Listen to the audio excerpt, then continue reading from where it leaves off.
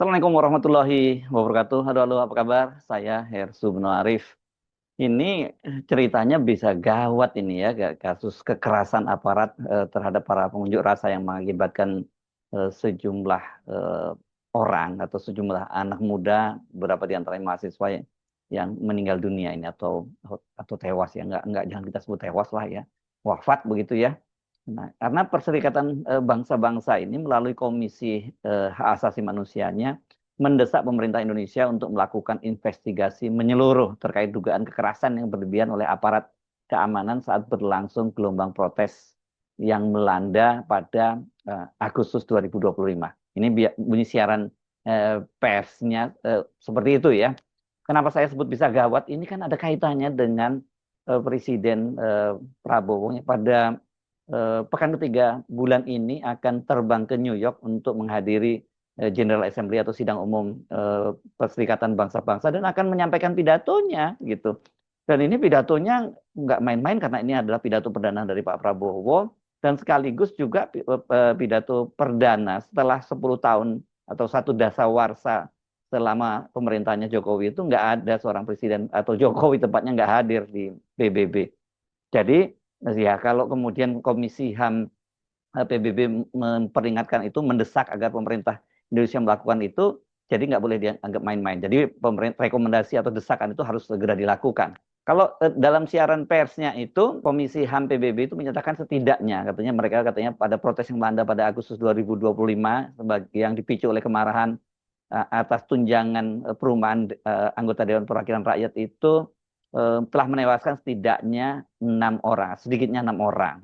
Jadi padahal ini data yang terbaru ini mencapai 10 orang. Kami mengikuti dengan cermat rangkaian kekerasan di Indonesia dalam konteks protes nasional atas tunjangan DPR, langkah-langkah penghematan dan dugaan penggunaan kekuatan yang tidak perlu atau berlebihan oleh aparat keamanan. Itu disampaikan dalam press release oleh juru bicara kantor Komisaris Tinggi PBB untuk Hak Asasi Manusia, namanya seperti itu ya, atau dalam bahasa Inggris disebut Office of the United Nations High Commissioner for Human Rights, OHCHR. Yang ini juru bicaranya bernama Ravina Samdasani. Ini hari Senin tanggal 1 September 2025. Samdasani menegaskan bahwa pihak berwenang harus menjunjung tinggi hak untuk berkumpul secara damai serta kebebasan berekspresi, sembari tetap menjaga ketertiban sesuai norma internasional. Semua aparat keamanan termasuk militer ketika dikerahkan dalam kapasitas penegakan hukum harus mematuhi prinsip dasar penggunaan kekuatan dan senjata api oleh aparat penegak hukum, kata dia. Komisi Hak Asasi Manusia PBB juga menekankan pentingnya. Nah, ini saya kira perlu digarisbawahi. Media diperbolehkan meliput peristiwa secara bebas dan independen. Kami menekankan pentingnya dialog untuk menjawab keresahan publik, tambahnya. Ini press release-nya dalam bahasa Inggris dan Anda bisa melihatnya di websitenya OHCHR ini ya, atau Komisi Tinggi untuk Hak Asasi Manusia dari PBB. OHCHR menyuruhkan agar dilakukan penyelidikan yang cepat, menyeluruh, dan transparan atas semua dugaan pelanggaran hukum internasional khususnya terkait penggunaan kekuatan oleh aparat. Nah, bagaimana reaksi dari pemerintah Indonesia menanggapi siaran pers yang disampaikan oleh Komisi Tinggi Hak Asasi Manusia PBB itu? Menteri Hak Asasi Manusia Natalia Spigai merespon pernyataan itu yang dia menyatakan bahwa sebagai langkah yang sangat terlambat. Dia mengirimkan link beritanya kepada saya dan ada beberapa poin yang menurut Spigai mengapa dia menilai pernyataan dari Komisi Tinggi Hak Asasi Manusia PBB itu terlambat. Nah, dia kemudian ini dalam cuitannya dia mencuit UN Human Rights telat, dalam kurung too late. Indonesia telah ambil langkah lebih cepat 3 hari dari juru bicara UNHCR, OHCHR sebenarnya ya. Apa saja yang langkah yang dilakukan? Ini menurut versinya Pak Pigai ya. 1, 29 Agustus 2025 Presiden menyatakan terkejut dan kaget atas tindakan polisi yang berlebihan sehingga menyebabkan kematian almarhum Afan dan Presiden mengambil tindakan tegas kepada aparat polisi yang bertanggung jawab. Kedua, 29 Agustus 2025 Presiden mengambil langkah pemulihan remedi dengan mendatangi keluarga korban serta menjamin kehidupan keluarga korban. Memang Presiden Prabowo pada malam harinya itu kan kemudian datang ke rumah Afan dan kemudian menjanjikan kehidupan keluarga Afan, karena Afan adalah tulang punggung keluarga, dan juga memberikan rumah ini. Tapi rumahnya ini rumah sederhana ya, di mana kalau nggak di keluar kota Jakarta tadi, di Cilengsi atau di mana gitu ya, kalau seingat saya ya. Kemudian yang ketiga, kata Natalius Pigai, 31 Agustus Presiden menyampaikan pernyataan resmi dengan mengutip UN Covenant on ICCPR, menghormati kebebasan berpendapat, berkumpul, dan penegakan hukum sesuai peraturan dan hukum serta standar hak asasi manusia. Dan saat ini, kata dia, proses hukum secara transparan sedang berlangsung dan menjaga kebebasan ekspresi, serta pemerintah sedang dan akan melakukan pemulihan korban. Itu jawaban dari Natalius Pigai, Menteri Hak Asasi Manusia.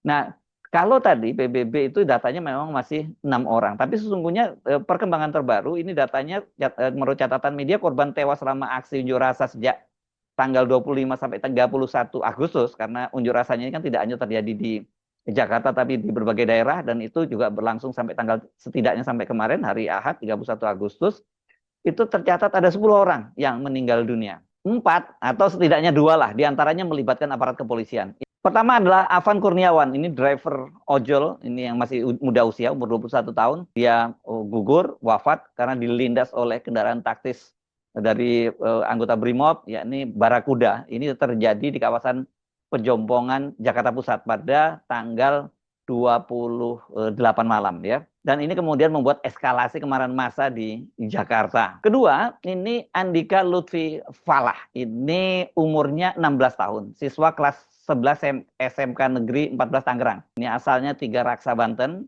Dan ini dia meninggalnya juga di kawasan Gedung Parlemen Jakarta. Dan ini peristiwanya 28 Agustus malam. Jadi ini hampir bersamaan sebenarnya, ikut demo solidaritas ojol. Dia mengalami luka berat kepala belakang, benturan benda tumpul saat bentrok dengan antara polisi dengan massa. Dibawa ke RS Dr. Minto Harjo, tidak sadar lama, meninggal dunia pada 29 Agustus pagi.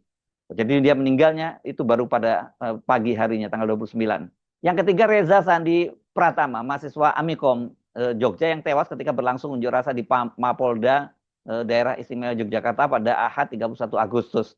Ini menurut kesaksian rekan-rekannya, pada saat itu dia mengendarai sepeda motor di depan di depan Mapolda ketika terjadi unjuk rasa di sana, dan dia bersama seorang rekannya, tapi tiba-tiba kemudian sepeda motornya itu mati dan datang aparat kepolisian, kawannya bisa melarikan diri, sementara Reza Sandi tidak bisa, dan kemudian dia dipukuli oleh polisi. Ini versi dari mahasiswa ya. Tentu polisi punya versi sendiri. Makanya saya tadi menyebutkan dari 4 peristiwa setidaknya 2 gitu ya.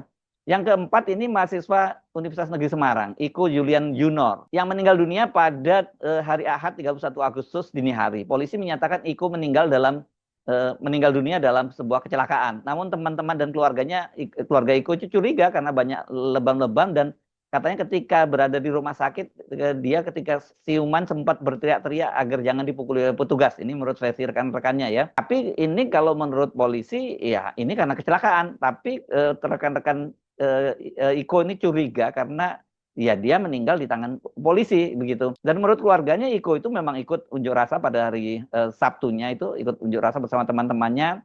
Tapi dia sempat pulang dan malam hari dia dijemput oleh seorang rekannya katanya untuk menjemput temannya yang ditangkap oleh polisi karena ikut unjuk rasa itu. Tapi kemudian dia sudah pulang-pulang sudah meninggal dunia, dikembalikan pada keluarganya dalam kondisi sudah meninggal dunia. Kalau korban yang lain itu ada yang terjadi di Makassar ya, ada 4 orang yang tewas di Makassar, yang 3 orang itu dalam kebakaran di gedung DPR di Makassar, tiga-tiganya itu adalah ASN. Yakni Saiful Akbar, usia 43 tahun, Kepala Seksi Kesra Kecamatan Ujung Tanah. Saat itu di DPR itu berlangsung unjuk rasa solidaritas terhadap Afan ya, padahal saat itu sedang berlangsung rapat paripurna antara wali kota dengan DPRD. Nah, Saiful yang terjebak karena gedung itu dibakar, kemudian Saiful yang terjebak lompat dari lantai 4 menyelamatkan diri, tapi setelah dibawa ke rumah sakit akhirnya dia meninggal dunia karena luka parah. Kemudian yang lain adalah Muhammad Akbar Basri alias Abai, 26 tahun. Ini fotografer Humas DPRD Makassar. Lokasinya sama. Dia bersembunyi di lantai 3 gedung saat dibakar massa, dan kemudian api membesar. Jenazah ditemukan tim SAR dalam kondisi hangus. Diduga dia mencoba menyelamatkan rekannya yang tewas. Satu lagi adalah Sarinawati, umur 25 tahun, staf fraksi PDIP DPRD Makassar. Dia sama seperti Abai bersembunyi di lantai 3 saat masa protes itu mengamuk. Dan kemudian jenazahnya ditemukan tim damkar pasca pemadaman. Jadi sama dengan Abai, ketiga-tiganya ini korban tewas karena kebakaran. Sementara satu orang lagi ini nasibnya cukup mengenaskan, Rusdam Diansah. Umurnya masih muda juga, 21 tahun, pengemudi ojol asal Makassar. Dia ini meninggal dunia di depan Universitas Muslim Indonesia Makassar, Jalan Urip Sumoharjo. Saat di Muricu, masa menuduh korban sebagai intel polisi, kemudian dikeroyok dan lalu korban dibawa karena luka-luka dibawa ke RSUP OJK milik Kemenkes RI dan akhirnya dia meninggal dunia karena luka berat. Jadi dia ini bukan demonstran, tapi dia korban salah sasaran, ya tuduhannya salah ini. Di Solo ada seorang tukang becak bernama Sunari, dia tewas karena sesak nafas akibat gas air mata yang ditembakkan oleh polisi. Nah, yang ke-10 itu Septinus Sesa. Ini terjadi di Manokwari, di Papua Barat.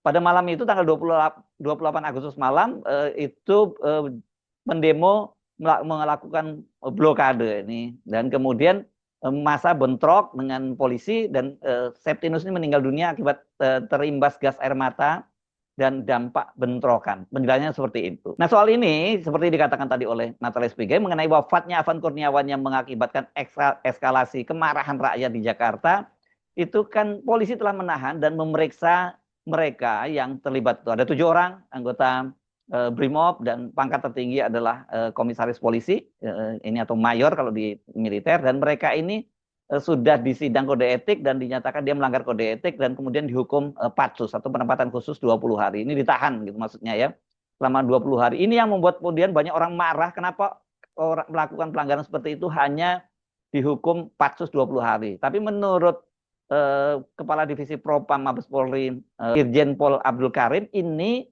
wilayah divisi propam itu kan wilayah etik saja. Jadi dia hanya menangani soal etiknya dan dihukum 20 hari itu. Tapi setelah itu katanya sedang berlangsung ini proses pidananya dilanjutkan. Itu bukan wilayahnya divisi propam lagi. Presiden Prabowo sendiri telah meminta agar proses hukum pelindas para polisi yang melindas Afan itu harus dilakukan secara cepat dan terbuka. Ini memang penting sekali bagi Presiden Prabowo, jangan sampai jadi beban dia ya. Karena seperti saya sebutkan tadi, Pak Prabowo itu rencananya akan pidato di sidang umum PBB pada hari pertama menurut Kepala Kantor Komunikasi Presiden Hasan Hasbi. Dan ini dia mendapat urutan ketiga. Jadi ini memang sangat prestisius ya. Kalau kemudian masalah urusan korban kekerasan, apalagi diduga ada kaitannya dengan aparat kepolisian, ya ini akan jadi persoalan buat Prabowo. Kalau tiba-tiba aja ada yang mendemo Prabowo di sana karena urusan ini belum beres, kan ini jadi persoalan. Makanya Pak Prabowo juga minta ini agar diselesaikan dengan cepat. Saya kira juga kasus-kasus yang lain ya, termasuk di Semarang, itu juga harus dituntaskan karena para rekan-rekan IKO ini juga menuduh polisi yang terlibat yang menyebabkan kematian IKO. Begitu juga dengan yang di Yogyakarta ya, di Yogyakarta juga dia meninggal kalau menurut rekan-rekannya ini adalah akibat kekerasan dari kepolisian. Jadi yang begini-begini harus diberesin tuh, jangan sampai ini keberangkatan Pak Prabowo ke New York itu batal seperti kemarin ketika harusnya Pak Prabowo itu berkunjung ke Cina itu atas undangan pemerintah Cina, kan kemudian dibatalkan ya karena situasi di dalam negeri yang sedang kacau, dan kemudian Presiden Prabowo mengutus Menko Infrastruktur Agus Harimurti Yudhoyono mewakilinya. Sekali lagi kok yang diminta mewakili Agus Harimurti ya, bukannya Gibran. Dan Gibran seperti dalam konten sebelumnya saya sebutkan, akhirnya dia malah bertemu dengan para driver ojol, dan ini pertemuan ini pun kemudian mengundang kehebohan karena beberapa orang yang disebut mengaku sebagai driver ojol itu ada beberapa di antaranya yang dicurigai bukan driver ojol gitu. Ini saya kira sebenarnya sejak awal saya sudah mengingatkan soal ini, soal soal rencana Pak Prabowo untuk pidato ini. Ini sangat sekali lagi sangat bersejarah. Itu bukan hanya buat Pak Prabowo sebagai pribadi, karena Pak Prabowo ini tercatat nanti sebagai presiden yang keempat dari presiden Indonesia yang pernah pidato di PBB. Yang pertama tentu saja yang sangat legendaris Presiden Soekarno, kemudian Pak Harto, dan berikutnya adalah SBY yang pernah juga ke sana pidato di sana. Nah, kalau yang lain-lain Pak Habibie, Bu Mega mungkin karena timingnya waktu itu mereka hanya menjabat pendek waktunya, Pak Gus Dur juga begitu, nggak sempat ke sana. Tapi yang keterlaluan memang Pak Jokowi selama 10 tahun menjabat sebagai presiden itu tidak pernah datang ke New York, ke General Assembly di PBB. Dan pada periode pertama selama 5 tahun berturut-turut itu diwakili oleh Wakil Presiden Yusuf Kala. Dan waktu itu Yusuf Kala sendiri mengeluhkan kalau terus-menerus seperti ini ya ini nama Indonesia yang akan dirugikan, karena protokolernya di PBB itu walaupun negaranya sangat besar, tapi kalau yang hadir itu bukan presidennya, dia urutan pidatonya ya belakangan. Kalah dengan negara-negara kecil seperti negara tetangga kita, misalnya Fiji, Vanuatu dan sebagainya, yang hadir presidennya. Nah, pada periode kedua, lagi-lagi Jokowi juga tidak pernah hadir, dan kemudian karena waktu itu wakil presidennya adalah Ma'ruf Amin, kemudian yang mewakili adalah Menteri Luar Negeri Retno. Ya kalau Retno Marsudi, kalau Menteri Luar Negeri lebih belakang lagi. Ini kan kita pidato mungkin udah nggak ada yang mendengarkan begitu. Jokowi pernah menyampaikan pidato di PBB ini sampai 2 kali, tapi itu di era di apa hanya rekaman video karena pada waktu itu kan berlangsung COVID, jadi hanya online. Jadi Jokowi merekam pidatonya dan pidatonya kemudian diputar, di playback gitu ya videonya. Jadi ya nggak bisa disebut hadir di sana gitu. Nah, sekarang ini di eranya Prabowo yang kelihatannya dia coba kembali meningkatkan citra Indonesia di dunia internasional, yang dulu kalau untuk kawasan Asia sebagai Big Brother, kemudian juga kalau di negara-negara OKI, negara-negara Islam juga sebagai pemain penting, dan di global ini bagaimanapun juga karena dia Big Brother dari Asia Tenggara, dan kemudian juga salah satu negara penting di negara-negara yang organisasi konferensi Islam internasional. Ya Indonesia itu sebenarnya sangat diperhitungkan.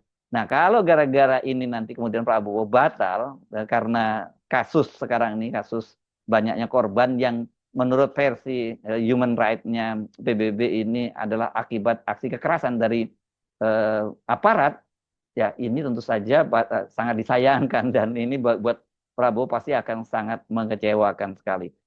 Ya, karena itu menurut saya ini jangan dianggap main-main, ini gawat. Walaupun tadi Liga menyatakan udah telat, tapi nggak cukup jawaban itu. Harus ditunjukkan bahwa memang sudah langkah-langkah konkret, dan kemudian PBB akan memantaunya. Saya Harus Menarik, sampai jumpa lagi. Wassalamualaikum warahmatullahi wabarakatuh.